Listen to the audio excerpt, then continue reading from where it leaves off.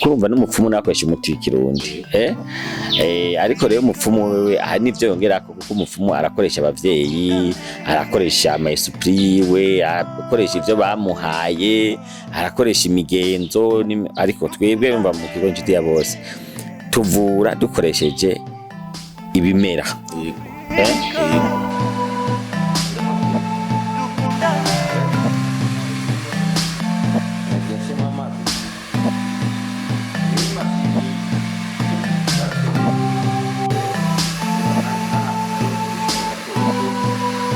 Reka tubaramutse tuvuga ati bwakeye canke mwiriwe bivanye naho muherereye canke n'amasaha muri kumukurikiranira ko ino mbonesha kure. Nama ndabivuga ni KP1 imbuto itewe n'imera urukundo mu bantu. Novuga ngo aha turi ku Incuti ya Bose ni mu Rutegama province ni Gitega, novuga commune ni Gitega. Turi kumwe n'umushinga ntahe ngaha mubona aberewe, yambaye neza, ashajije, ego umunyacubahiro akomeye cyane. Reka tumuramutse hanyuma abidondore tuje ku idonido y'ikiganiro cacu. Turabaramukije. Ego murakoze cyane, ariko reka manze nkosore ntabwo nkomeye, hakomera Imana. Murakoze cyane. Hanyuma rero nitwa Shimimana Onesiforo, nkaba ndongoye ikigo cy'ubuvuzi kama bita Incuti ya Bose gikorera mu gisagara ca Gitega. Batubwiye yuko kumbure akoresha imiti y'ikirundi. Nkuko byama bimeze ngiye gukoresha ikiganiro twahuye n'umumama ngira ati uko biri kose jewe ndashinga intahe. Hanyuma arashinga intahe. Iyo ntahe yashinze yavuze yuko yari afise ikibazo mu gihimba cirondoka, hatanguye haza ibintu vyera, hanyuma haza amaraso, yari afise n'imbanyi, hamiyo mbanyi irakoroka. Agiye kwa muganga biranka, gusa bamusabye ngo mahera menshi atashoboye kuronka, ariko ngo aronka umuntu amwiganira ikigo c'Incuti ya Bose ubuvuzi kama, acaraza ngo acamuha umuti. Nagoma ndamubaze muganga ngaha nico mpereye ko kumubaza atubwire ubwo buvuzi kama, hanyuma araza guhereza atubwire ukungene uwo mumama vyagenze n'ukungene batuye iyo ngwara yiwe batayipima, kuko yamvuze ko batayipima. Rero ngerageje kwishura ku bibazo umbajije by'ibikane mukora musango ntagana vyanyu turaraba turabona ine mu bikora mugabo ngerageje gufasha abantu kwico kibazo bajije cyo mu mama iyo ntayo ndumva kugira ngo nokorera kuvyuvuze sinzi kwihari, sinzi ko umva ko ntarayumva. Je nayumvise niyo yatumye nza ngaha, gusa yavuze yuko yaragwaye mu gihimba cirondoka, agwara ingwara y'ibintu ngo nawe nyene ngo yicaye ngo yabona haza amaraso canke ibintu vyera nivyo vyatanguye. Mugabo kwa muganga agiye ngo ntibamubwiye iyo ngwara iyo ariyo, kandi bamubwira ngo bamwaka amahera menshi adashoboye kuriha, aca yitura kino kigo. Rero murakoze cyane. Rero urumva musango twafasha abantu kwico kibazo cyanyu, numva twafasha abantu na cyane iyo bafise ibibazo vy'ingwara iyo ariyo yose imuteye amakenga, akwiye kwitura muganga hakiri kare. Uko ngejeje kumva ivyo uvuze, ibintu vyera mu gihimba cyondoka, amarasaza, afise imbanyi, urumva icyambere cyo numvamwo nuko mu mama yarafise imbanyi. Hanyuma bishoboka ko ashobora kuba yarafise na infection urinaire ifatira mu bihimba vy'irondoka.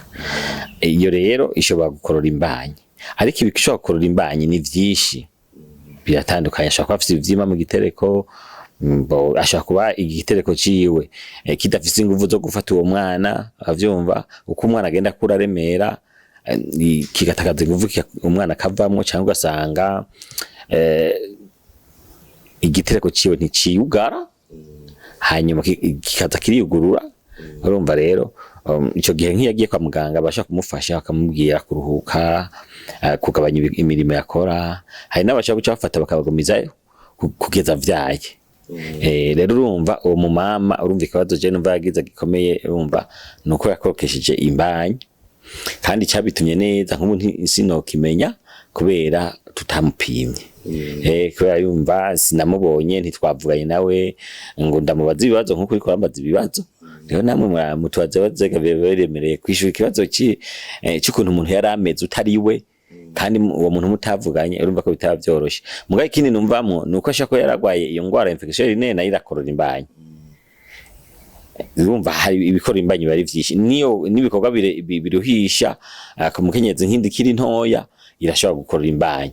Rero urumva gukokesha imbanyi biterwa n'ibintu vyinshi. Murakoze. Muganga avuze ngo tubaza ibibazo biremereye mugabo tuba turiko tubibaza abaganga aho baba babizi. Kubw'ivyo rero muganga urakoze. Mbega kino gigo catanguye ryari? Murakoze cyane ariko reka maze nishyura akantu numvisemwo mu kibazo wambaje bwa mbere kubera mubaza vyinshi. Akabazo wabagiye ngo mbega none uwo muntu mwamuvuye gute kandi mutamupimye. Urumva rero uburyo twamuvuye misango je sinakira abantu mugabo iyo nza kumenya ingwara yari afise nako kubwira impamvu bamuvuye kandi batamupimye. Rero kandi ikindi urumva ko yakorokesheje imbanyi. Iyo mbanyi yakorokesheje rero sinze ko bamuvuye ingaruka z'iyo mbanyi yakorotse kuko hagi umuntu akorokesha imbanyi hagacaba ingaruka nyinshi. Ashobora guca bumva haba ingaruka ugasanga ntase gusama canke yashobora gusama kubera asamye n'ingoga kubera igitego kitabe kirakomera ugasanga n'izindi zikurikira zigiye ziravamwo. Urumva rero musanzwe nico numva noshaka kuvuga. Ofete kudagufashije gato kwico kibazo ikintu yatubwiye yuko yabandanije avyara n'abana yarabatweretse twarababonye n'iyindi mbanyi n'ubu arayifise ariko inkomoko z'ivyo byose byavuye ku muti mwebwe mwamuhaye. Urumva ndumva ko yafashe umuti wo ngaha mu nshuti ya Bose. Mugabo urumva umuti yafashe sishobora kuwumenya ngo menye n'ikibazo yarafise kuko ashobora kuba yakokesheje imbanyi ariko akaza kivuza ibindi cyangwa kivuza ingaruka yatewe nuko yakorokesheje imbanyi. Rero ico yivuje uyu mwanya sinokimenya. Urumva rero kuba umuntu yakorokesheje imbanyi gihaca haza ingaruka zitewe nuko imbanyi yakorotse. Rero muri ico gihe rero nk'uje byasaba ko nishura neza ico kibazo numvise byo mwaganiriye canke we nyene umuntu ariwe duhuye nkamubaza tukavugana kambwira ibibazo yaje yitura ngaha mu nshuti ya Bose. Reka nzomuzana abashingira intara. Murakoze cyane. Ariko nizere ko abenshi babonye kino garo turiko turayagana wewe ikiganiro kisanzwe kiriko hanyuma ico kiganiro bazokiraba nibaza ko bazobibona bakabona impamvu kandi nawe uzufata kandi ugikurikirana. Urubuga rwanyuje ntagonzi muzomperi ndakirabe ndabe ico kiganiro ngene mwagikoranye ivyo yavuzemwo hanyuma uduheza ugaruke ndaguha umuco nkurikije ivyo numvise mwaganiriye. Canke niba umuronka uzomuzane tukane turi kumwe nawe ndamubaza ahubwo nanje namubaza hama nkaca ntanga umuco kuco avuze bivanye n'ico twamuvuye. Hanyuma kuco wavuze ati none mwatanguye ryari. Twebwe ikigo inshuti ya Bose twatanguye gukora mu 2016 mu kwezi kwa gatanu itariki 13 niho twaronka uruhusha rw'umushikanganje w'intwara hagati mu gihugu. Ico gihe twakora nk'ishira hamwe kubera ko hatari bwaboneka amategeko atunganya mu bushikanganje bw'amagara y'abantu atunganya ico gisata mu bushikanganje bw'amagara y'abantu kuko urumva twe twarwa mu bushikanganje bw'amagara y'abantu. Ariko rero mu nyuma yaho twahavuye turaronka n'undi ruhusha mu bushikanganje bw'amagara y'abantu kubera bari bamaze kubitunganya amategeko neza araba ivy'ubuvuzi kama. Umva tubone hano gushimira abarongoye igihugu cyacu ciza cy'u Burundi kubera bashoboye gushiraho amategeko atunganya iki gisata kivuza imiti kirundi.